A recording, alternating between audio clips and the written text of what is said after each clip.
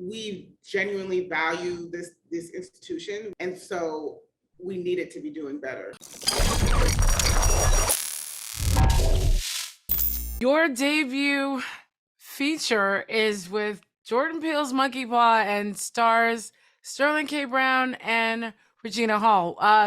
You gotta let me know what that felt like when that realization kicked in. Yeah, I don't know that it has kicked in. Yeah. I think it still feels pretty surreal that like all of these phenomenal folks were interested in helping this either come to life or making sure that it had a life. Yeah. It's a phenomenal feeling. Yeah, I don't think it's quite hit us yet. It's weird though. It's very weird that these people that we like admire artistically for so long that we can just text them. It's weird. How did you get Sterling K. Brown to rap "Nuck If You Buck"? I need to know how you pulled that off. I mean, first of all, it's written in the script that there's like, you know, a scene where they rap along to like, I think it's written as like 2000s gangster rap. Yeah. But we decided on it took a while to find the right song for Adanne and I to find the right song, but they were down for whatever. So there was literally no convincing. I think the most surprising thing was that neither one of them knew the song. Yeah, they had never heard it before. Yeah, we were surprised.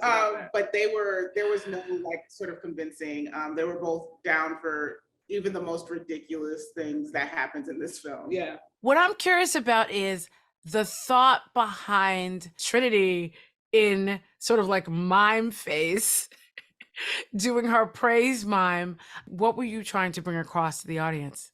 The praise miming worked on multiple fronts. I think first and foremost, it's a very real thing. And so it was a way for us to yet again represent or be representative of this kind of subculture that we grew up in. But I think it also worked story-wise because this whole time, you know, Trinity has been putting on a mask for herself, for her husband, for the cameras. And she's literally at her breaking point now because she has to put on a literal mask, a physical mask she's desperate in order to achieve what she's so desperate to achieve. Mm-hmm. And so I think it just works on multiple fronts. So you grew up in a mega church like that. I mean, I don't know if it was that big, but it was pretty big. It was pretty good. I mean, we grew up in Atlanta in the early 2000s, and I don't think we knew anyone who went to a smaller church. Like most people we knew went to a mega church, and there were plenty to choose from. Yeah, even when shooting the film, when looking for locations, like we hit up all the churches that we actually knew first. Yeah, because we're like they're this scope. There's plenty. Yeah, and there's plenty of them.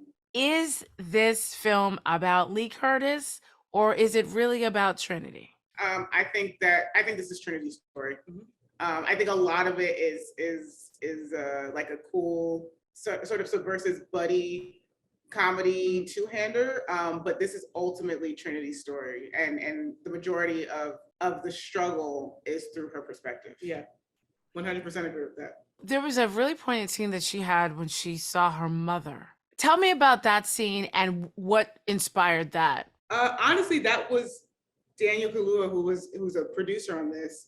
That was his idea. Yeah, it was a note he gave about, and the note was something like, what if we just see a little bit of her family? Like, what does her family think about where she is right now? What does her family think about her relationship with Lee Curtis? Then I came up with that it should be a scene with her mother, right? And her mother should not be supportive of her questioning all that she has. Yeah, and I think we thought it was important to show, because a big question that everyone has is like, why does she stay? Mm-hmm. Like, what is preventing her from leaving? And of course, you know, no one, like, leaving a marriage is no one's first choice, but we want to show that it was something deeper than that, that it's literally not only her faith, but her mother, who was also steeped in that same faith. It's a generational kind of trauma and steepness that keeps a lot of women, particularly Black women in the church, in a very particular position. I gotta know, because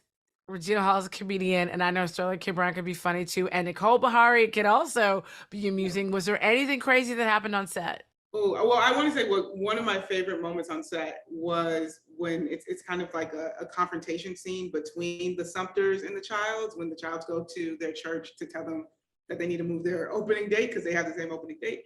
But shooting that was phenomenal. Like all 4 actors were able to not only adhere to what was on the page, but they were able to riff.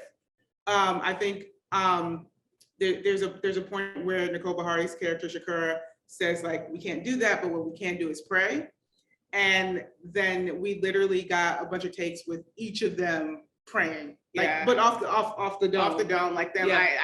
It wasn't anything written. It was them just coming up with prayers on their own. I mean, it's a testament, you know, to their talent as actors, but also like everyone has grown up in that culture, so they just had it. I think that's the craziest thing is like takes where literally Sterling, Regina, Conphidance, and Nicole were trying to outpray each other. Yeah, it was hilarious. So, what is one message that you really want audiences to take away from the film? But I think ultimately what we want people to leave the film with is to never stop asking questions, always question things, particularly these types of institutions, whether it's the church or otherwise, any institution that governs your life, question it always and demand a certain degree of transparency. Yeah, and then I think it's also that we genuinely value this institution. We genuinely value the culture, and so we need it to be doing better. Yeah. And it's fine to be asking these institutions to be doing better. Yeah.